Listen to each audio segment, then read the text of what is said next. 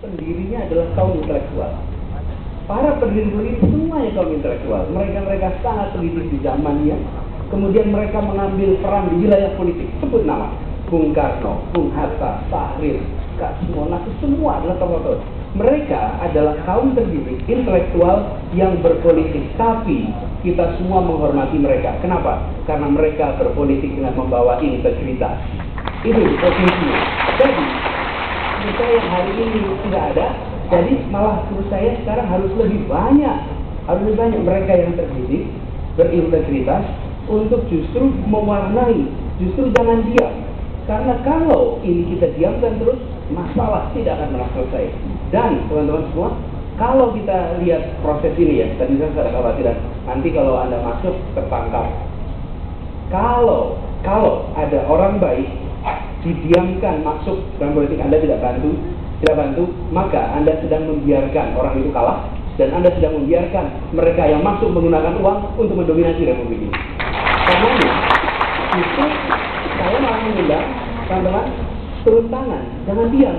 Karena caranya orang-orang baik untuk kalah adalah kita hanya menonton dan diam. Kalau kita ingin orang-orang yang hanya menggunakan uang menang, diam.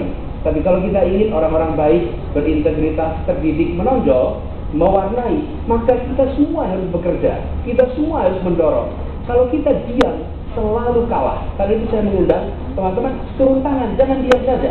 Karena kalau kita diam, pasti kalah. Nah sekarang pertanyaannya, nanti dikecewakan.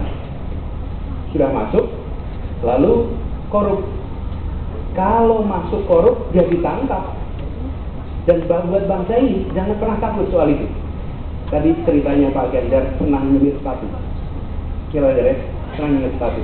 Teman-teman, ketika sepatu ini disemir tadi pagi, ketika saya menyemir sepatu ini, saya tahu persis bahwa siang ini mungkin kena debu, mungkin kena hujan, tapi saya tetap semir. Kenapa? Karena tugas saya adalah membersihkan.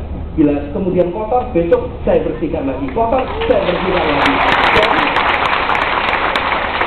justru jangan kita ini menjadi bangsa yang berhenti. Terus kalau sampai di sana korup gimana?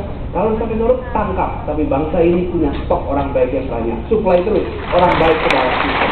Jadi cara pandangnya justru jangan menyerah. Oh ya sudahlah kalau gitu, nggak usah diperbaiki, didiamkan. Cara pandang ini yang menurut saya harus diubah.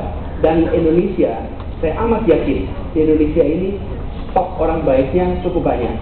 Tapi orang baik tidak cukup hanya baik, harus mau turun tangan, bergerak dan terlibat. Begitu perannya.